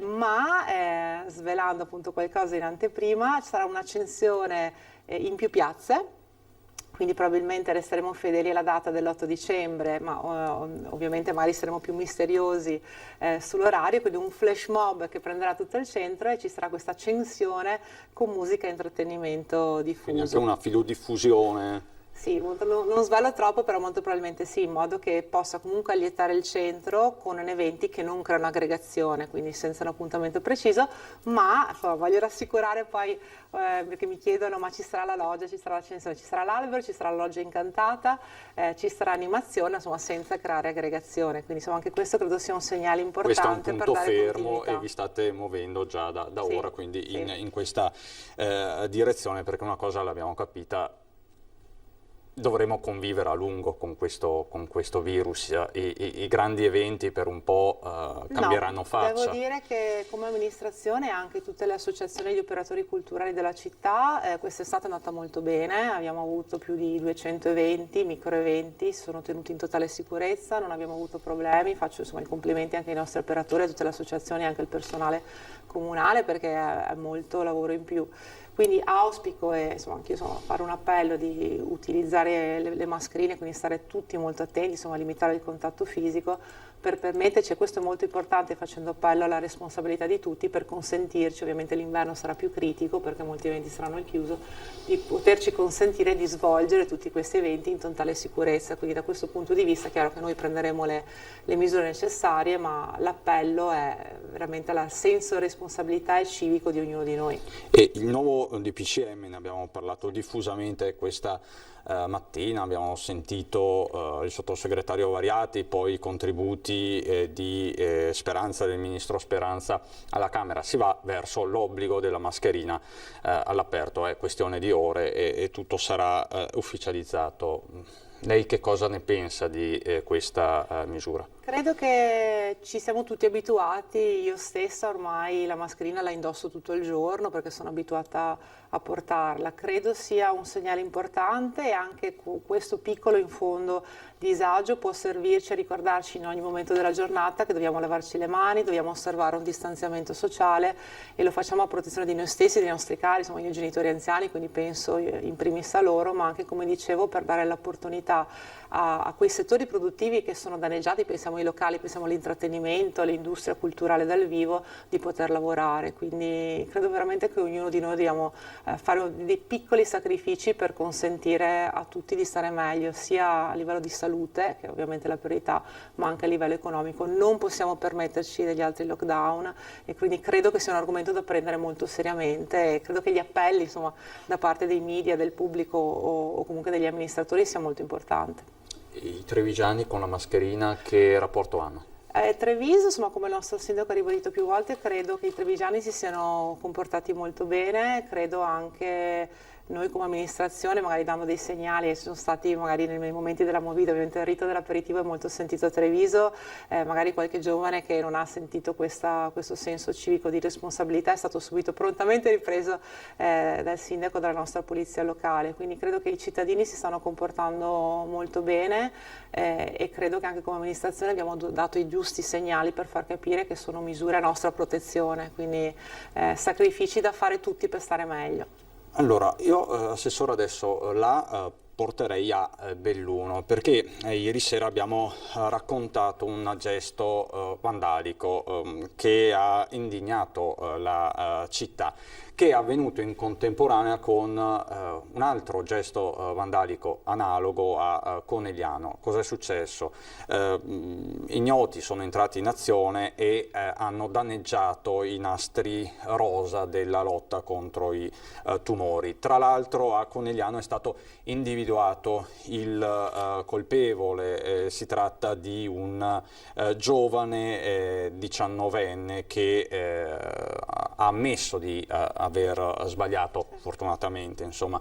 Però vediamo il servizio che abbiamo realizzato ieri da Belluno, dove invece si è ancora alla ricerca del o dei colpevoli. Vediamo Belluno. Abbiamo saputo che è successo lo stesso triste evento a Conegliano, non sappiamo e sinceramente non vogliamo nemmeno pensare che ci sia un collegamento tra le due cose. La speranza quindi è che non ci sia nessun legame, se non la stupidità umana, tra il gesto di vandalismo successo a Conegliano e quello che si è registrato a Belluno sempre nella notte tra sabato e domenica, in entrambi i casi a essere preso di mira l'ormai tradizionale nastro rosa della prevenzione per i tumori al seno. È il simbolo di questa iniziativa che coinvolge tutte le città del mondo in pratica, e ADOS Belluno da sempre, da 30 anni, da quando è nata l'associazione, collabora con la Lega Tumori per iniziative che ricordino l'importanza della prevenzione. Lo stesso sindaco di Belluno si è recato in sopralluogo in Piazza dei Martiri per portare la propria solidarietà.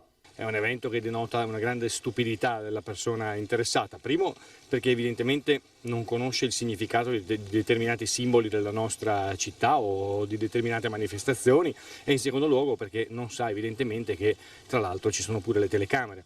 Gesto quindi doppiamente stupido, anche per questo il messaggio è forte e chiaro. Mi auguro che sia invece il frutto o di un incidente o di una stupidata di fronte alla quale la persona interessata si faccia avanti. Viceversa, ovviamente, vedremo dalle immagini delle telecamere se si può risalire alla persona interessata a questo gesto. Quindi a Belluno, lo abbiamo capito, ce l'ha detto il sindaco, si stanno visionando le telecamere, quindi il colpevole o i colpevoli sono avvisati, uomo avvisato, mezzo salvato come sempre. Dicevamo prima, Assessore, mentre stava andando in onda il servizio, che la cultura contrasta il vandalismo. In che termini, in che modo? Sì, è un'altra strategia che stiamo mettendo in atto a Treviso, oltre ovviamente, insomma, avete avuto ospite il sindaco, ha tutte le belle telecamere che sono ovviamente utilissime, insomma anche l'afforzamento della polizia locale.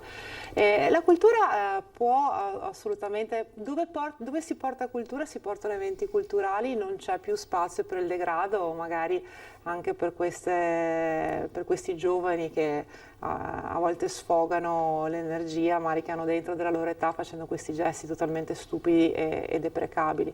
Faccio per esempio un esempio, abbiamo appena detto che tornerà questo Natale la Loggia Incantata, e per esempio proprio la loggia, che è stato oggetto di fenomeno di baby gang, abbiamo addirittura triplicato gli eventi, proprio volutamente incentivando anche tutte le associazioni a tenere gli eventi lì, e questo ha fatto sì che quei ragazzini che erano abituati a bighellonare lì si dovessero spostare. Infatti che i commercianti della zona ci hanno ringraziato, perché ovviamente dove si portano eventi culturali poi vuol dire che altre forme deprecabili di intrattenimento devono spostarsi, diciamo, in altre zone. Quindi da questo punto di vista è molto importante, e anche per questo tentiamo di fare il più possibile eventi diffusi nelle piazze ma anche nei quartieri. Quest'estate abbiamo raddoppiato gli eventi anche lì e abbiamo raggiunto 50 piazze diverse, di cui la metà proprio nei quartieri, per dare un segnale che è duplice, quindi portare cultura e fare anche cultura, quindi attraverso l'arte terapia, perché insegnare soprattutto i giovani ad amare la cultura vuol dire probabilmente tenerli impegnati in attività culturali e magari insomma con la speranza che non vadano stupidamente a sfogare o occupare il loro tempo libero facendo gesti come questo. Assessore, cultura è anche turismo culturale. È una voce questa che manca soprattutto a Treviso, le città d'arte sono le più colpite, Venezia, Firenze e quant'altro, insomma, e le stesse città interne del Veneto, Verona su tutti, però appunto anche Padova, anche Treviso, che comunque negli ultimi anni aveva conosciuto una crescita inarrestabile dei flussi. Questa è una voce che manca e gli alberghi sono in difficoltà, ci sono tante attività in difficoltà. Qua come ne usciamo? Perché di fatto al mare, in montagna, il sistema ha in qualche modo tenuto, ci sono delle difficoltà, il crollo è stato qui. Assolutamente, sentiamo anche a Treviso un crollo di un turismo che è business e anche leisure. La strategia è quella di puntare su un turismo di prossimità, quindi anche qui gli eventi culturali sono importanti. A novembre parte la prossima grande mostra che è dedicata a Renato Casaro al cinema, tra l'altro è una mostra di livello nazionale perché in collaborazione col MIBAC, quindi di fatto Treviso ospiterà un nuovo museo statale, quindi un appuntamento molto importante. E una delle prossime iniziative, questa è una piccola anteprima che parte a brevissimo, è il progetto del City Pass o ticket unico.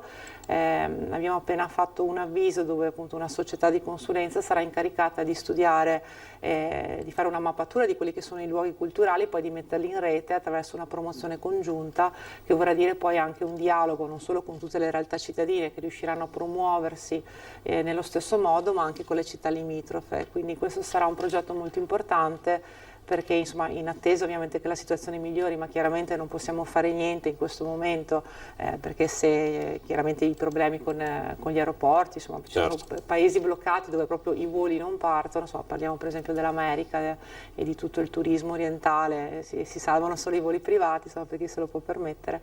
È chiaro che invece stimolare un turismo di prossimità potrebbe dare ossigeno a un altro settore che è gravemente colpito. Tra l'altro aeroporto, ieri c'è stata un'assemblea sindacale all'esterno dell'aeroporto con CGIL e CISL e UIL. Tra l'altro non erano presenti solo i lavoratori dello scalo trevigiano, ma anche tanti imprenditori, quindi titolari di bed and breakfast, baristi, tassisti. Tanti tassisti, quindi il famoso indotto che sta soffrendo. L'aeroporto è fondamentale, lo scalo trevigiano deve essere ripristinato il prima possibile. Assolutamente, posso ribadire le dichiarazioni del sindaco che la nostra amministrazione ha un ottimo rapporto con Marchi, con Save, quindi il contatto è quotidiano. È chiaro che già soffrendo l'aeroporto di Venezia e essendo quindi una società che chiaramente deve essere in salute per poter operare, perché altrimenti vorrebbe veramente dire aprire, mettere a rischio molti posti di lavoro. Invece adesso i lavoratori sono in cassa integrazione, vuol dire purtroppo dover aspettare. Da questo punto di vista auspichiamo, grazie anche alle misure di sicurezza e grazie a tutte le notizie che noi stessi stiamo aspettando, l'indebolimento del virus piuttosto che il vaccino, che poi questa situazione possa al più presto essere risolta e quindi l'aeroporto riaprire. Vogliamo tutti riaprire l'aeroporto, Save in primis, ma è chiaro che ci devono essere le condizioni economiche. Quindi. Tra l'altro, proprio adesso sto leggendo un'ANSA di poco fa, non so se possiamo vederla insieme, turismo effetto Covid, Italia perde metà presenze del 2020, bruciati oltre 16 miliardi di spesa, Veneto. Sottolineo Veneto, Sicilia, Toscana, Lombardia e Lazio, le regioni più colpite. Questo ce lo siamo detti per tutta l'estate sostanzialmente, del resto la nostra è la prima regione turistica in Italia, tra le prime a livello internazionale, quindi è quella che sta pagando il conto più alto. Secondo Demoscopica, il Veneto, con un tasso di internazionalizzazione pari al 65,3%, avrebbe ridotto gli arrivi di 9,3 2,3 milioni, meno 63,3% rispetto al 2019, e le presenze di 35,6 milioni, meno 65,1% rispetto al 2019. Sono i numeri di una catastrofe, è inutile che stiamo a utilizzare termini più edulcorati, ed è chiaro che gli aeroporti sono cartina di tornasole di questo disagio, però vogliamo essere positivi e diciamo che si può ripartire con la cultura in tutte le sue forme. Non dobbiamo mollare, dobbiamo continuare ad investire, dobbiamo stimolare un turismo di prossimità, quindi sicuramente adesso, chiaramente un turismo di prossimità non può far fronte a queste cifre, insomma, giustamente, che adesso lei ha elencato, però può tamponare comunque una serie di mancanze. È chiaro che è una situazione globale, generalizzata, mondiale, quindi come amministrazione o anche insomma, come la regione stessa non possiamo risolvere questo problema, ma sicuramente possiamo dare dei segnali positivi e invertire queste cifre per quanto possibile. Io, Assessore, la ringrazio per averci illustrato gli appuntamenti di questo autunno 2020 a Treviso e per le anticipazioni sul Natale, che sono importanti, perché poi alla fin fine non è che parliamo di un semplice che ne so, abbellimento della città, ma è un abbellimento che serve per creare movimento, per portare la gente nei negozi, in quei negozi che... Certo, stimolare l'economia, ma infatti ricordo sempre, parliamo di numeri, ogni euro investito in cultura o comunque nell'industria dell'intrattenimento genera da 2 a 6 euro di PIL, per il fatto che le persone escono di casa, poi consumano, quindi quando si fa cultura vuol dire anche fare economia. Insomma, questo dato che ho dato è importante e come amministrazione facciamo la nostra parte per fare in modo che Treviso ospiti la maggior quantità di eventi, anche microeventi o culturali possibili, insomma, proprio per portare gente nel centro cittadino, nelle vie, e per stimolare i consumi. Grazie Assessore, grazie quindi a Lavinia Colonna Preti, Assessore alla Cultura del Comune di Treviso. Siamo alle battute conclusive. Ecco, cosa c'è di nuovo? Un po' la tempistica del DPCM di cui abbiamo parlato. Questa sera ci sarà la proroga dello stato di emergenza, domani invece il DPCM sulle mascherine, si stanno ultimando i dettagli, quindi si conferma quello che abbiamo detto, non ci sarà nessun coprifuoco e si va verso appunto l'obbligo delle mascherine all'aperto, e appunto si va verso la proroga dello stato di emergenza. Lo ha detto chiaro e tondo questa mattina Speranza, al 31 lo ha confermato anche il Premier Conte che dice: Covid, battaglia non vinta, ci vuole attenzione massima. Guardiamo anche a quello che sta succedendo all'est per fare un confronto che così insomma ci salviamo come italiani. Trump torna alla Casa Bianca e subito toglie la mascherina. Fa riflettere questa cosa, insomma.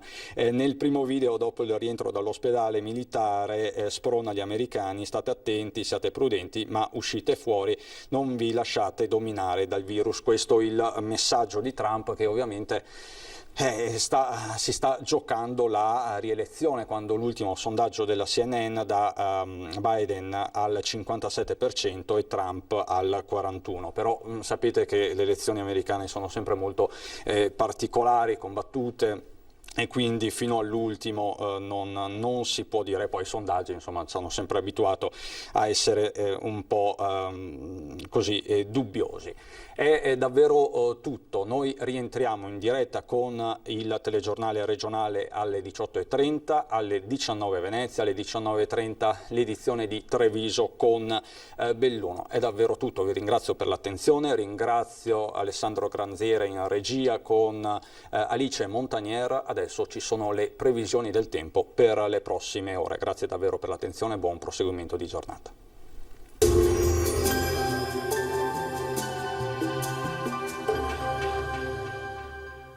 Società Agricola Torresan. Dai nostri animali nati e allevati nel cuore del Montello produciamo solo carni e salumi genuini. Nuova apertura a Ponzano Veneto. Benvenuti al meteo. Pressione in lento aumento al nord-est, dunque migliora il tempo. Con l'aiuto della nostra grafica andiamo a vedere la situazione di martedì 6 ottobre. Sul Veneto nella prima metà di giornata cielo sereno poco nuvoloso, locali nebbie sulla pianura e nelle valli prealpine. Tra il pomeriggio e la sera nuvolosità in aumento, ma sarà bassa la probabilità di piogge, se non per isolati piovaschi sui rilievi. Temperature stazionarie minime fino a 11 gradi, valori massimi invece tra i 16 e i 21 gradi all'incirca. Ci spostiamo ora sul Friuli Venezia Giulia, dove inizialmente avremo un ampio soleggiamento, poi qualche addensamento e non si escludono nemmeno dei rovesci. Temperature minime tra 11 e 14 gradi, massime invece sui 18-20 gradi. Infine uno sguardo al Trentino Alto Adige, bel tempo con sole prevalente, più nubi col passare delle ore, ma in genere senza conseguenze degne di nota. Temperature minime sugli 8 gradi, massime invece sui 17-18 all'incirca. Dal meteo di Antenna 3 per ora è tutto, grazie per l'attenzione e arrivederci al prossimo aggiornamento.